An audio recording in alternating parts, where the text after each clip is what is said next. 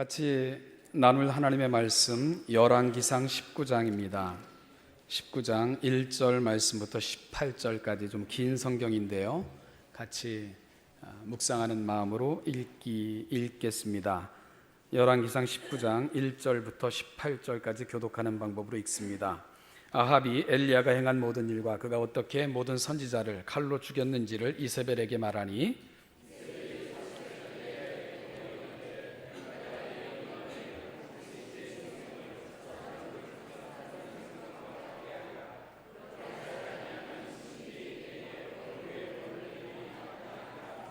그가 이 형편을 보고 일어나 자기의 생명을 위해 도망하여 유다에 속한 부엘세바에 이르러 자기의 사환을 그곳에 머물게 하고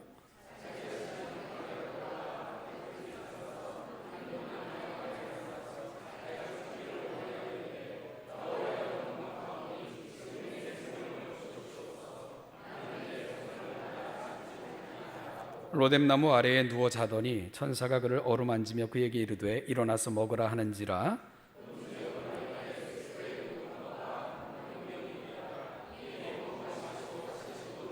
여호와의 천사가 또다시 와서 어루만지며 이르되 일어나 먹으라 내가 갈 길을 다 가지 못할까 하노라 하는지라.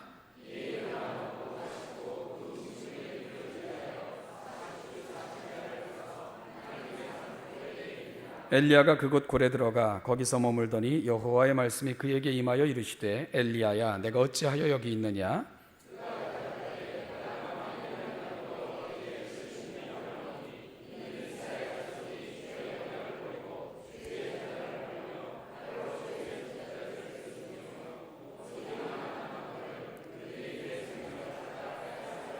여호와께서 이르시되 너는 나가서 여호와 앞에서 산에 서라 하시더니 여호와께서 지나가시는데 여호와 앞에 크고 강한 바람이 산을 가르고 바위를 부수나 바람 가운데에 여호와께서 계시지 아니하며 바람 위에 지진이 있으나 지진 가운데에도 여호와께서 계시지 아니하며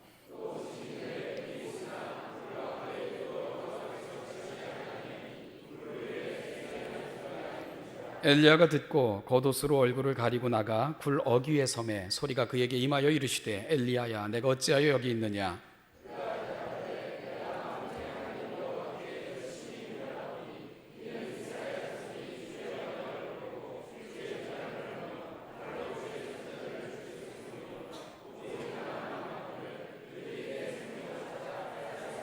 여호와께서 그에게 이르시되 너는 내 길을 돌이켜 광야를 통하여 다메섹에 가서 이르거든 하사엘에게 기름을 부어 아람의 왕이 되게 하고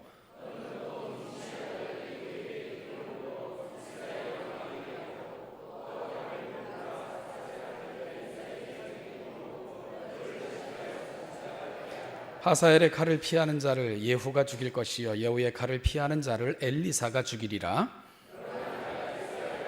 7,000명을 남기리니 다 바알에게 무릎을 꿇지 아니하고 다 바알에게 입 맞추지 아니한 자니라. 아멘. 문학에서 사용하는 용어 중에 시적 정의, 또 시적 자유 이런 표현들이 있습니다. 시적 정의란 말은 이렇게 정형화된 형식을 따르는 어떤 그런 문학적 형태를 일컫는 말인데요. 예를 들면 어떤 시나 또 어떤 문학에서 이렇게 어떤 문학의 정해진 형식과 룰을 조차 결론에 이르는 그런 정형화된 방법을 시적 정의라 이렇게 일컫는데 이런 문학 용어가 이제 우리 인생에도 사용이 되지요. 이 용어가 우리의 삶 속에서 사용될 때는 어떠한 발단, 전개, 절정을 거쳐 어떤 사필 규정적 그런 어떤 결론에 이를 때 시적 정의라는 말을 이렇게 우리 일상의 삶에서도 표현하는 것을 볼 수 있게 됩니다.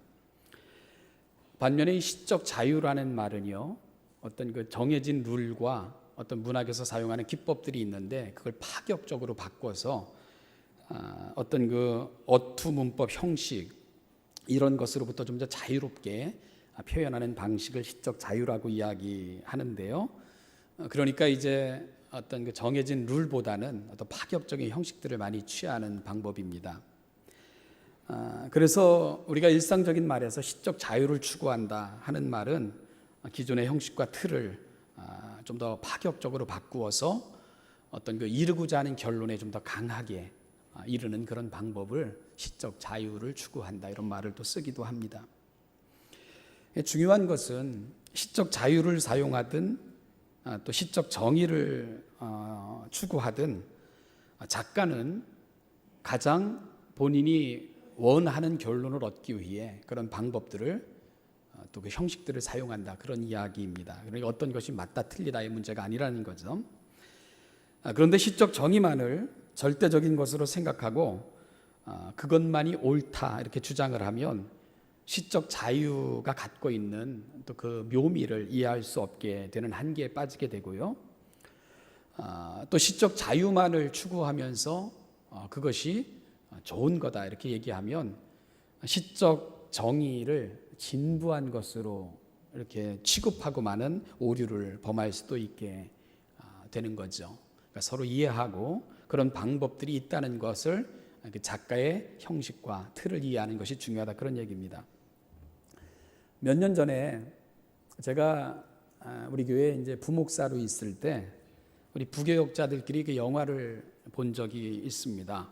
범죄 스릴러였는데요. 그 과거와 현재를 오가며 자유로운 파격의 구성을 통해서 이 결과물을 만들어내는 그런 영화였습니다. 구성과 진행, 결말 참 탄탄했고요. 또 흥미롭게 결론 역시 기대를 저버리지 않는 그런 결론으로 끝까지 그 어떤 그 텐션을 유지하면서 진행됐던 그런 영화였는데요. 그래서 영화가 끝나고 이제 이렇게 우리 만족해가지고 쳐다보면서 야, 우리나라도 정말 영화 잘 만들어. 괜찮은데 하면서 이렇게 만족한 표정을 짓고 영화관을 나왔습니다. 그런데 유독 한 분이 잔뜩 불만이 쌓여서 뭘 영화가 저래요? 아니 서른 본론 결론 살인이 일어났으면 수사해서 밝히고 잡고 결론 이렇게 가야지. 뭐 뒤죽박죽 왔다 갔다 하니까 정신만 헷갈리고 정신만 사납고 뭐 영화가 저래요. 그러면서 이제 잔뜩 이 불만 어린 말들을 이렇게 쏟아냈습니다. 그러면서 자기는 이런 영화 자기 싫다고 이렇게 얘기를 했습니다. 지금 여러분들 중에는 그 인간이 누굴까 이렇게 혹시 또 우리 신원여담길 거쳐갔던 교역자들 다 생각하면서 그 누굴까를 찾아내기 위해서 그 묵상하시느라 설교 놓치지 마시고요. 제가 하고 싶은 이야기는 그 영화의 작가는 자유로운 이 어떤 형식을 예상을 뒤엎는 그런 파격적인 형식을 통해서 좀 더 강한 어필, 강한 결론을 이끌어내고자 그런 형식들을 사용했다는 것입니다. 그런데 시적 정의만을 인정하는 눈으로 그 영화의 형식과 내용을 바라보면 불만일 수 있고 이해가 안 될 수도 있다, 그런 이야기입니다. 어찌 보면 오늘 본문에서 엘리야는 이 시적 정의를 추구하며 그것이 맞다고 생각하면서 그것만이 옳다고 생각하면서 올곧게 사역한 그런 사역자가 아니었을까, 이런 생각을 한번 해보게 됩니다.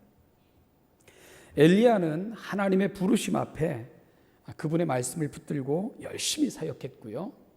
그리고 그 말씀대로 이루어 가시는 하나님의 정의에 대해 한치의 오해도 없었고 그리고 불신도 없었던 그 하나님의 정의를 기대했던 그런 선지자였습니다. 엘리야는 아합 왕과 그의 부인이었던 이세벨의 영향으로 그 시대는 이스라엘의 역사에 있어서 가장 심각하게 타락했던 시대 중에 한 시대였는데요. 그 암울한 시기에 선지자로 부름을 받았던 사람입니다.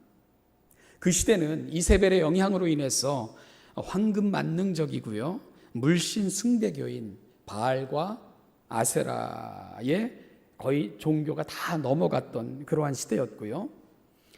이세벨은 하나님의 선지자들을 무참하게 살해했고 그래서 많은 사람들은 죽음을 피해 숨어 들어갈 수밖에 없었던 이런 시대적 상황이 엘리야가 부름받았던 시대의 상황이었습니다.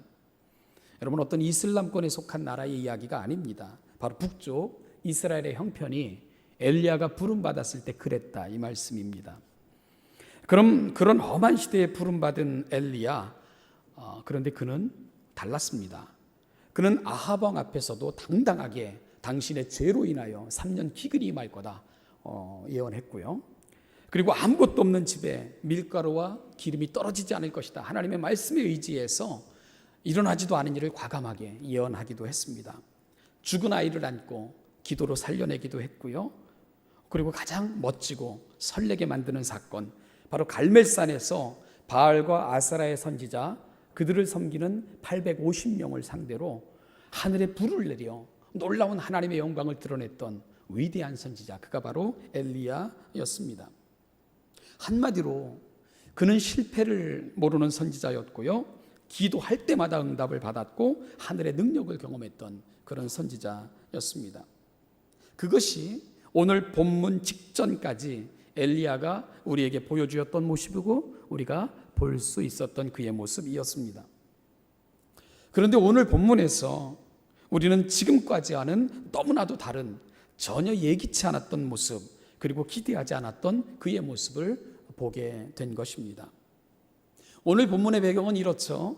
갈멜산에서 돌아온 후에 그 놀라운 일을 아합은 모든 것을 자세하게 그의 부인 이세벨에게 이렇게 고합니다. 리포트한 거죠. 그러자 이 소식을 전해 들은 이세벨은 하나님을 두려워하고 또 그로 인하여 불안해하고 이런 게 아닙니다. 오히려 더 왕달해져 가지고는 엘리야에게 곧장 사신을 보냅니다. 그러면서 이렇게 말하라고 사신에게 알려줬는데요. 내가 너를 죽이지 않으면 모든 신들의 저주가 내 위에 임할 것이다. 이런 말을 전하라고 사신을 곧장 엘리야에게 보낸 것이죠. 반드시 죽이고야 말겠다는 이세벨의 결의가 보여지는 부분입니다. 그러자 이 말을 들은 엘리야는 어떻게 행동을 하죠? 우린 이런 기대를 하잖아요. 죽으면 죽으리라.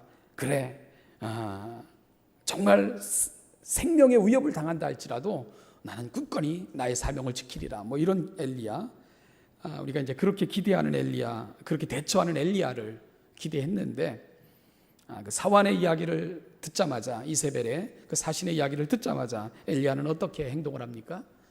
36개 주랭랑을 친 것입니다.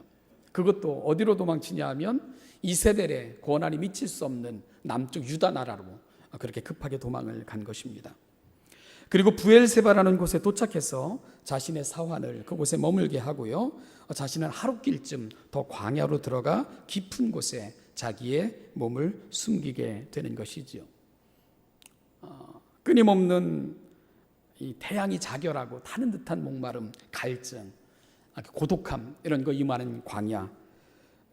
그는 길을 가다가 한 그루 로뎀나무를 이렇게 발견하게 됩니다. 여러분, 로뎀나무는요, 우리가 생각하는 것처럼 그렇게 울창하고 숲이 좋은 그런 나무가 아닙니다. 아주 보잘것없는 나무인데요, 대부분 광야에서 볼 수 있는 나무는 초라한 그런 형태를 띠고 있습니다. 그런데 그 로뎀나무를 발견하고는 엘리야는 그 그늘 밑에 이렇게 자리를 잡습니다. 그리고는 기도하는데, 그 기도의 내용이 어떤 기도의 내용이었냐면, 하나님, 살아있지만 살아있는 자보다, 죽은 자보다 내가 나은 것이 하나도 없습니다. 그러니 조카오니 내 생명을 거두어 가십시오. 이런 기도를 하고 있는 엘리야를 보게 됩니다. 그리고 그렇게 지친 엘리야는 그 자리에서 쓰러져서 잠이 든 것이지요. 정말 예상치 않았던 모습. 그래서 오히려 당황스러운 것은 우리입니다. 이 글을 읽는 우리입니다. 저 사람이 정말 갈멜산에서 850대 1을 전투를 벌였던 그 엘리야 맞아? 아합과 이세벨 앞에서도 그렇게 당당했던 엘리야, 우리가 봤던 엘리야, 지금 로뎀나무 아래 앉아있는 그 사람이 바로 그 사람이야? 우리가 더 이렇게 의아해하고 우리가 더 이제 당황하게 되는 것입니다. 자, 이런 궁금증을 안고요, 우리가 좀 더 본문을 진행해 보죠. 하나님은 천사를 통해서 구운 떡과 먹을 물을 엘리야에게 보내십니다. 그리고는 엘리야를 깨우시죠. 여러분, 여기서 하나님께서 준비하신 구운 떡과 먹을 물, 그런데 이 말이 이 열왕기상 17장으로 가면 이 사르밧 과부의 집에서 이제 그 마지막 남은 것을 그 사르밧 과부가 엘리야에게 대접을 했을 때, 엘리야가 하나님의 말씀으로 그 집에 이제 위로를 주는데, 뭐라고 위로를 주냐 하면, 이 집에 통의 가루와 병의 기름이 다시 가뭄이 끝날 때까지 멈추지 않고 떨어지지 않을 것이다. 이런 예언을 했지 않습니까? 참 재밌는 것이 시브리어로 보면 이 통의 가루와 병의 기름, 가루와 기름에 사용했던 그 말과 그 단어와 오늘 엘리야를 먹일 때 사용했던 구운 떡과 먹을 물에 사용한 단어가 동일하다는 것입니다. 같은 단어를 사용하고 있다는 거죠. 그러니까 오늘 열왕기상을 쓴 저자는 정말 하나님의 말씀 하나를 붙들고 온전한 순종을 보였던 그 사르밧 가부에게 임했던 그 하나님의 위로, 그 위로가 오늘 엘리야에게도 동일하게 임하고 있다는 것을 알려주고 있는 것입니다. 사르밧 과부를 돌보셨던 그 하나님은 동일한 손길로 오늘 엘리야에게도 찾아오셨다는 것을 열왕기상 저자는 그 하나님이 바로 그 하나님이라는 것을 소개하고 있는 거죠. 하나님의 사자로 그를 찾아왔던 천사의 모습도 참으로 정겹습니다. 마치 아이를 정성껏 돌보는 유모의 모습을 보는 것 같죠. 그래서 5절에서도 잠들어 있는 엘리야를 어떻게 깨웁니까? 어루만지며 그렇게 깨운다고 되어 있고요. 그리고 또다시 잠들어 있는 엘리야를 이 천사가 다시 깨우는데 그때도 사용했던 말이 뭡니까? 어루만지며 이르되 일어나라 일어나라, 그렇게 말씀을 하고 있습니다. 그러면서 먹으라 이렇게 권하고 있습니다. 마치 칭얼대고 불평하는 아이를 다루는 부모의 손길처럼 그를 다루시는 하나님을 우리가 이렇게 보게 되는 것입니다. 천사는 그를 깨워 먹이면서 이렇게 말했습니다. 일어나 먹으라, 네가 갈 길을 다 가지 못할까 하노라. 천사는 엘리야의 길을 걱정하고 있어요. 네가 갈 길을 다 가지 못할까 하노라. 그런데 이 부분의 원래의 뜻은 네가 가야 될 길이 멀기 때문이다 이렇게 말하니까, 먹이면서 너가 먼 길을 가야 되는데 먹고 마시고 힘을 내야 되지 않겠니? 그렇게 말씀을 하고 계신다는 거예요. 그럼 어디를 가야 되는데 천사는 네 길 참 먼 길인데 일어나 먹고 마시고 힘을 내라 그렇게 이야기해 주고 있는 것일까요? 조금 더 이야기를 진행해 보면 그렇게 하면서 이제 깨워서 먹여 놓으니까 엘리야에게 힘이 좀 생겼습니다. 그래서 그 식물에 힘을 의지해서 엘리야가 이제 발걸음을 옮기게 되는데 어디로 갑니까? 호렙산으로 가는 거예요. 호렙산. 40일을 걸어서 그가 도착한 곳은 하나님의 산 호렙입니다. 잘 아는 곳이죠. 하나님께서 모세에게 찾아오셔서 내 백성을 인도해 달라고 부르셨던 산, 그리고 모세는 애굽으로 들어가서 그 백성을 이끌고 나와서 하나님의 백성으로 다시금 언약을 맺었던 산, 바로 그 산이 호렙산입니다. 다른 말로는 신의 산이라고도 하죠. 긴 날을 걷고 또 걸어서 엘리야는 그곳에 도착한 것입니다. 그런데 이상해요. 여러분, 사실은요, 엘리야가 들어갔던 광야와 호렙산까지는 약 일주일이면 갈 수 있는 거리입니다. 그런데 며칠이 걸렸다고요? 40주야를 걸었다. 40주야. 좀 이상하지 않습니까?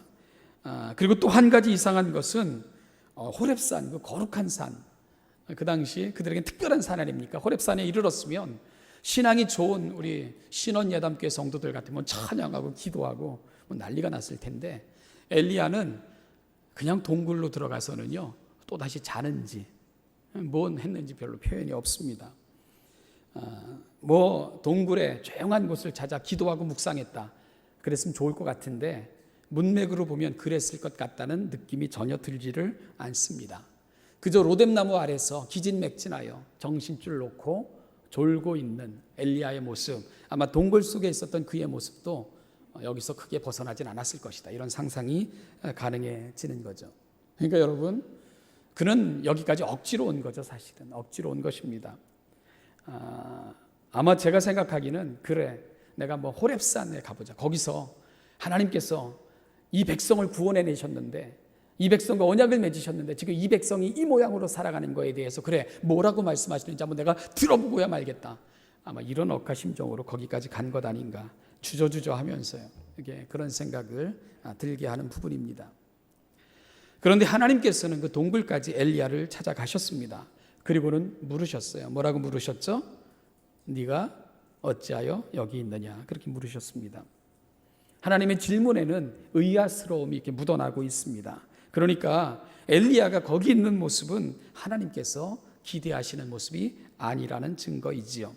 그러자 엘리야는 뭐라고 대답을 합니까? 여러분이 두 번에 걸쳐서 읽었던 거 10절 다시 한번 읽어보죠. 시작. 그가 대답하되 내게 만군의 하나님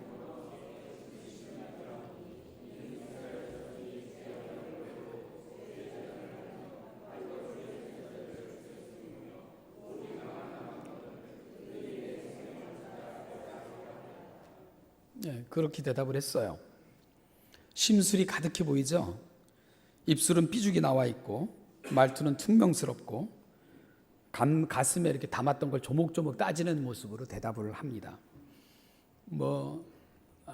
이렇게 경건하고 이런 모습은 전혀 찾아볼 수 없습니다. 엘리야가 했던 그 대답의 요점이 뭡니까? 뭐 이러냐는 거예요. 하나님 이 세대를 한번 보시라는 거죠. 이스라엘 자손들은 주의 언약을 버렸다는 것입니다. 그래서 그 백성을 고발하고자 아마 호렙산까지 왔던 것 같아요. 거기서 언약을 맺었으니까. 예배가 드려져야 할 제단은 다 헐어진 채 바알과 아세라를 섬기는 그런 제단으로 바뀌었다고 고발합니다. 하나님의 선지자들은 죽음을 당하여 남아있는 무리가 없다고 보고합니다. 그리고 더 답답한 것은 하나님에 대해서 그렇게 유별나게 열심히 있었던 나만 남았다는 거예요. 나만 다 떠나고 죽고 다 바뀌고 다 변하고 다 배도하고 오직 남아있는 건 나뿐이라는 겁니다. 나뿐이라는 거예요. 그래서 내가 살아서 간신히 여기 와 있지 않느냐 그렇게 말하고 있는 엘리야의 모습을 보는 것 같습니다. 엘리야의 대답을 보면 참 안타까워요. 왜냐하면 그 안타까운 우리의 모습을 보는 것 같아요. 자신을 정당화하려니 주변 사람들이 다 다치는 거예요. 엘리야는 자신이 만들어 놓았던 시적 정의의 그 함정에 빠져 있는 것입니다. 이만큼 열심을 내서 그 험한 세속화된 사회 속에서 내가 힘쓰고 애써서 하나님을 전했고, 그리고 나는 850대 1의 싸움에서도 하나님 이름 하나 걸고 내가 승리했고, 그리고 그 하나님의 이름, 그 영광을 선포하는 일에 내 삶을 투자했지 않느냐, 내가 하나님을 향한 열심히 유별났지 않았느냐, 그걸 이야기하죠. 그러면 이제 하나님이 오셔서, 그래서 그 하나님을 뭐라고 표현하냐면 만군의 여호와, 전쟁에서 사용됐던 그 하나님의 이름을 부르면서 그럼 이제 하나님이 개입하셔야 되는 거 아니냐고. 그래야 유별나게 열심을 냈던 내 그 열심도 의의가 있는 것이고, 모든 백성들에게는 부흥이 일어나야 되고 이 땅에 하나님의 그 나라 영광이 임하여야 되는 거 아니냐고. 이게 정해진 절차이고 순서여야 되지 않습니까? 엘리야가 지금 그렇게 따지고 있는 거예요. 그런데 하나님께서 그렇게 움직여 주시지 않으니까 답답해서 미칠 것 같다고 그렇게 따지고 있는 것이 오늘 본문의 이야기입니다. 여러분, 자신이 유별나다고 생각을 했어요. 다른 사람에 비해서. 하나님을 향한 열심에 대해서 말입니다. 그걸 드러내려니까 어떤 방법을 쓰고 있는 겁니까? 주변을 다 죽이고 있는 거예요. 아무도 없다. 다 배도했다. 다 쓸데없다. 다 무익한 것들 뿐이다. 오직 유별나게 열심히 있는 나밖에 없다. 그게 엘리야의 항변입니다. 자신의 의의를 드러내고 싶은 마음에 다른 모든 사람들은 다 쓸데없는 그런 무리들로 전락해버리고 만 것입니다. 여러분, 속에서요, 하나님의 영이 약해지면 인간의 약함과 악함이 그 자리를 차지하고 맙니다. 이게 진실이에요. 결국은 우리 안에 어느 영이 충만한가의 문제입니다. 하나님의 영으로 충만하시고 하나님의 마음으로 충만하신 우리 신원예담께 모든 성도들 되시기를 주님의 이름으로 축원합니다. 여러분, 그래야 우리가 바로 볼 수 있고요, 바로 판단할 수 있고 바로 말할 수 있기 때문입니다. 하나님은 이러한 안타까운 엘리야를 동굴 밖으로 불러내십니다. 그리고는 산을 향하여 서라고 요청을 하셨습니다. 그리고는 그 앞을 지나가십니다. 여호와 앞에 산을 부술 만한 크고 강한 바람을 보내셨지만 거기 여호와께서 계시지 않았고요. 바람 후에 지진이 있으나 지진 가운데서도 계시지 않았고요. 지진 후에 불이 있으나 불 가운데에서도 여호와는 계시지 않았습니다. 그리고 불 위에 세미한 소리가 있었는데 그 소리를 듣고서야 엘리야가 얼굴을 겉옷으로 가리고는 그때야 일어나서 동굴 입구에 서는 모습을 우리가 보게 됩니다. 그러니까 여러분, 하나님께서 동굴 안에 있는 엘리야에게 찾아가셔서 동굴 앞에 서라 말씀하셨는데 순종했다는 겁니까? 안 했다는 거예요. 안 했다는 거예요. 하나님이 말씀하셔도 시큰둥하게 그렇게 동굴 속에 남아 있었어요. 그리고 바람이, 산을 부술 만한 바람이 지나가도, 지진 후에 불이 있어도, 지진이 일어나고 불이 있어도 시큰둥하게 그렇게 반응했던 것이 엘리야의 모습입니다.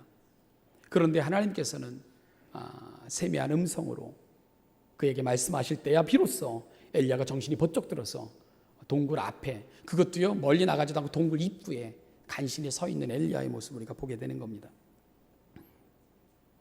사실 어떻게 보면 이 바람, 지진, 그리고 불, 이런 건 구약에서 하나님의 임재를 상징하는, 그 하나님의 나타나심을 상징했던 그런 하나님의 현현의 상징이었거든요. 그런데 완악한 엘리야의 마음은 이러한 징조 앞에서도 시큰둥했던 것입니다. 그러자 이번에는 직접 음성으로 말씀하신 것입니다. 세미한 음성으로. 뭐라고 말씀하셨을까요? 아마 저 같았으면 목소리 깔고 좋게 말할 때 나와라, 뭐 그랬을 것 같은데, 성경은 뭐라고 말씀하셨는지는 기록하지 않죠. 그냥 세미한 음성으로 엘리야에게 말씀하셨고, 그 소리를 듣고서야 황급히 엘리야가 하나님의 영광을 보면 죽는다. 구약은 그렇지 않습니까? 그러니까 겉옷으로 죽기를 구했던 인간이 또 죽는 건 겁나가지고 겉옷으로 얼굴을 가리고 황급히 일어나서 동굴 앞에 서 있는 모습, 그게 엘리야의 모습입니다. 그리고는 그 동굴 앞에 섰을 때 하나님은 다시 엘리야에게 물으셨어요. 네가 어찌 여기 있느냐? 그럴 때 14절 엘리야의 대답입니다. 어떤 대답이죠? 여러분이 아까 읽었던 것 똑같은 대답을 해요. 그러니까 10절에서 했던 대답과 토시 하나 틀리지 않는, 마치 걸어오면서 혹시 호렙산에 이르면 하나님이 나를 찾아오셔서 물으시면 내가 이렇게 묻고야 말리라, 이렇게 말하고야 말리다, 외우고 또 외웠던 사람처럼 아주 똑같은 대답을 하나님 앞에 하고 있는 것을 보게 됩니다. 여러분 알겠죠? 왜 그렇게 하나님의 부르심 앞에서도 지체하고 시큰둥하고 정말 불경스럽게 반응했는가를 그의 대답을 통해서 알게 됩니다. 왜 그렇습니까? 하나님께서 내가 생각한 대로 왜 움직여 주시지 않느냐 이겁니다. 내가 생각한 대로 왜 하나님이 일해 주시지 않습니까? 그겁니다. 그게 불만인 거예요. 자기의 시적 정의, 그가 생각했던 방식으로 왜 하나님이 움직여 주시지 않습니까? 바로 그걸 항변하고 있는 거예요. 하나님의 인내가 대단합니다. 이런 엘리야를 보시면서 하나님은 화를 발하시지 않고 구체적인 계획을 엘리야에게 들려주셨습니다. 두 가지를 들려주셨어요. 하나는 앞으로 펼쳐가실 열방을 향한 하나님의 계획에 대해서 들려주셨습니다. 엘리야는 왜 아합과 이세벨 같은 그 불안당 같은 악한들을 멸하시지 않습니까? 하나님, 저 악한 백성들을 언제까지 참아 보시렵니까? 그게 불만이었거든요. 그런데 하나님은 악한 아합과 이세벨을 다루시는 것이 아니고 그들도 역사의 일부분이고, 하나님은 모든 열국과 열방을 다루어 나가시는 온 세상의 역사의 주인이신 것을, 그리고 그 하나님의 거대한 계획 속에 이스라엘도 주변 국가도 다 있다는 것을 펼쳐 설명하고 계신 것을 우리가 보게 됩니다. 이 엘리야는 눈앞의 역사를 봤을 때 하나님은 전 세계의 역사를 두루 감찰하시고 살피시고 그리고 또 주관하고 계셨던 것입니다. 아합과 이세벨의 개인적인 미래가 아닌, 개인적 징계가 아닌 세계 역사를 주관하시는 그 하나님을 엘리야에게 설명하고 계시는 것을 보게 됩니다. 그리고 또 한 가지, 바로 엘리야가 보지 못했던 것을 하나님은 보여주고 계십니다. 바로 남은 자들입니다. 남은 자들. 엘리사를 필두로 바알과 아사라에게 무릎 꿇지 않은 7,000명이 남아있다는 것을 말씀하고 계십니다. 어떤 학자는 7,000명, 그러면 7,000이면 7이라는 숫자와 1,000이라는 숫자가 곱해지면 7,000. 그래서 7도 하나님의 완전수이고 1,000이라는 것은 하나님의 통치 기간을 상징할 때 1,000이라는 숫자를 쓰죠. 그래서 성경에서 7,000이라는 말을 쓸 때는 딱 7,000명을 의미하는 것이 아니라 시대마다 상황마다 여호와 앞에 무릎 꿇지 않은 하나님 앞에 충성스러운 사람들을 7,000이라는 말로 표현하고 있는 거다, 이렇게 해석하기도 합니다. 의미가 있는 해석이라고 생각을 해요.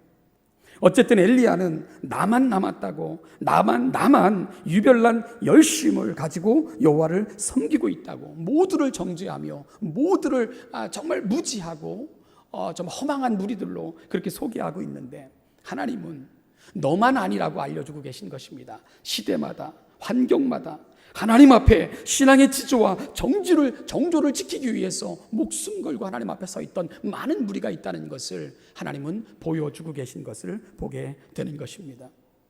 여러분, 이것이 엘리야의 항변에 대한 하나님의 대답이셨습니다. 그 하나님의 대답 앞에 엘리야는 어떤 응답을 했을까요? 모르죠. 왜냐하면 안 나타나니까. 그런데 19절 말씀을 보니까 성경은 이렇게 진행이 됩니다. 엘리야가 거기서 거길 떠나고 있어요. 다시 이스라엘로, 죽음의 위협이 있는 그 이스라엘로 돌아가고 있는 엘리야의 모습을 우리가 볼 수가 있게 되는 겁니다. 이제 로뎀나무 그늘 아래 잠들어 있는 엘리야를 깨우면서 먹이시고는 네가 갈 길을 다 가지 못할까 하노라, 즉 너의 갈 길이 멀단다, 그렇게 위로하셨던 하나님의 그 위로, 그리고 그가 가야 될 길이 어떤 길이었던가를 우리는 동굴을 떠나는 엘리야의 모습을 통해서 확인받게 되는 것입니다. 그건 사명자로 살아가는 길, 어렵고 힘들지만 하나님이 그를 부르신 그 부르심의 자리로 돌아가는 것, 하나님은 그것이 너가 가야 될 길이야, 그렇게 말씀하고 계셨던 것입니다. 그건 단순히 걸어가기에 먼 길이 아니었지요. 바로 사명자로 살아가는 그 삶의 길, 네가 그 길로 가야 되는데 여기 이러고 있지만 안 되지 않냐, 어루만지며 치유하시고 그리고 힐링하고 계셨던 것입니다. 하나님은 그가 가야 할 곳은 광야도 동굴도 아닌 내 백성들이 있는 이스라엘이라고 말씀하고 계셨던 것입니다. 그리고 그 길은 참 먼 길이라는 것 하나님 알고 계셨기에 쓰다듬어 깨우면서 먹이시고 치유해내셨던 것이지요. 사랑하는 우리 신원예담교회 성도 여러분, 혹시요 여러분들 중에 삶에 쫓기고 지쳐 상한 마음으로 광야와 같은 세상에서 겨우 로뎀나무 하나 발견하고는 그 나무 앞에 주저앉아 이렇게 그 잠깐의 여유 속에 아프고 답답한 마음을 위로하고 그렇게 사시는 분들이 혹시 계신지 모르겠어요. 세상과 격리되고 싶어 잦은 그 깊은 동굴 속에서 죽기를 구하는 심정으로 살아있으나 죽은 자만도 못하다, 이런 마음으로 이렇게 어렵고 힘든 세월을 보내고 계시는 분들도 계실 수 있겠죠. 그리고 하나님 앞에 실망하고 계신 분들도 계실 것이고요. 혹은 내가 세워놓고 내가 계획한 대로 나의 시적 정의대로 되지 않아 실망한 채 주저앉아 정말 원망과 불평이 가득 차가는데 안타까운 모습을 보면서 속상한 분들도 계실 것이고요. 그토록 오랜 세월 교회를 섬기고 또 유별난 열심을 냈는데 하나님도 교회도 성도들도 몰라주고 아무도 내 마음 알아주는 것 같지 않아 속상한 그런 분들도 계실지 모르겠어요. 여러분, 이런 삶에 처해 있는 분들 왜 없겠습니까? 그러면 오늘 이 아침 우리가 조금 더 눈을 감고 하나님이 엘리야에게 보여주셨던 그분의 시적 자유를 우리가 좀 이해하는 시간이 될 수 있기를 바랍니다. 때론 내 뜻대로, 내 계획대로, 내 방식대로 움직이시는 것 같지 않고요. 내 사정은 다 하나님 앞에 감추어진 것 같고요. 하나님은 내 사정에 대해서는 전혀 이해하지 않는 것 같으시고, 하나님은 내 명예와 내 열심에 대해서는 하등의 관심도 없는 것처럼 비춰지는 답답함이 저와 여러분들에게도 있을 수 있다는 것입니다. 그러나 여러분, 내 방식대로 움직이지 않는다고 해서 하나님이 일하시지 않는 것 아닙니다. 내 방식대로 이루어져 가지 않는다고 해서 하나님은 내게 침묵하고 계신 것이 아닙니다. 내가 생각한 대로, 내가 바라는 대로 그렇게 되어지지 않는다고 해서 하나님은 내게 관심이 없으신 것 아닙니다. 하나님은 내 시적 정의보다 하나님의 시적 자유 속에서 가장 완벽하고 은혜로운 길, 그리고 나를 향한, 그리고 세계를 향한 가장 구체적인 하나님의 계획을 하나님의 방식대로 이루어가고 계신다는 것을 이해하시고 고백하시고 그 하나님을 신뢰하시면서 다시금 그 하나님 앞에 서 보실 수 있는 여러분들이 다 되시기를 축복합니다. 여러분들의 동굴 속에 앉아 계시지 마시고 그 음성 듣고 나오셔서 그분을 대면하시고 그분이 여러분들을 향해 펼쳐가실 그 계획을 신뢰하시면서 내 방식은 아니지만 하나님의 방식이 옳다는 것을 증명해 보이실 수 있도록 여러분의 삶을 하나님 앞에 드려보실 수 있는 이 귀한 아침이 될 수 있기를 주님의 이름으로 축복합니다. 때론 이해할 수 없는 방식으로 이끄시고, 때론 내가 보기에도 답답한 방식으로 일하시고, 때론 도무지 희망이 보이지 않는 것 같은 암울한 상황 속으로 인도하시는 것 같아도, 정말 멋져도 너무나도 멋지게 그 완성하실 그 하나님의 결론을 신뢰해 드릴 수 있는 이 아침이 될 수 있기를 주님의 이름으로 축복합니다. 사도 바울 이렇게 고백했어요. 하나님을 사랑하는 자, 곧 그 뜻대로 부르심을 입은 자들에게는 모든 것이 합력하여 선을 이루느니라. 기도하겠습니다. 하나님 아버지, 모든 것을 하나님의 놀라운 지혜로 다루시고 하나님의 방법대로 이끄셔서 결국은 완성하실 그 멋진 미래를 기대하며 결론을 기대합니다. 하나님 아버지, 우리 사랑하는 성도들 중에 이 모든 것 이해하지 못해서 답답하고 아파하고 힘들어하고 지금도 지쳐있는 심령들이 있다면 로뎀나무 아래에 동굴 속에 갇혀있는 엘리야에게 찾아가셔서 그를 힐링하시고 치유하시고 회복하셔서 다시 세워주셨던 것처럼 우리 사랑하는 신원예담교회 성도들 세워주시고 하나님이 원하시고 기뻐하시는 이 길 다시 갈 수 있도록 도와주시기를 간절히 바라옵고 소망합니다. 이 은혜가 우리 가운데 임하도록 주여 역사하여 주시옵소서. 감사드리며 예수님의 이름으로 기도하옵나이다. 아멘. 우리 주 예수 그리스도의 은혜와 아버지 하나님의 무한하신 사랑과 성령의 인도 교통 충만케 하심이 하나님의 동굴 그 만나심, 채워주심, 우리를 치유하심의 은혜를 기억하며 또 기대하며 이 자리에 있는 우리 사랑하는 신원예담교회 모든 성도들과 그들이 처해 있는 모든 삶의 형편과 처지, 또한 그들의 가정, 그들의 자녀, 일터, 사업체, 직장 위에 이제부터 영원까지 그 은총과 은혜가 함께 하시기를 축원하옵나이다. 아멘.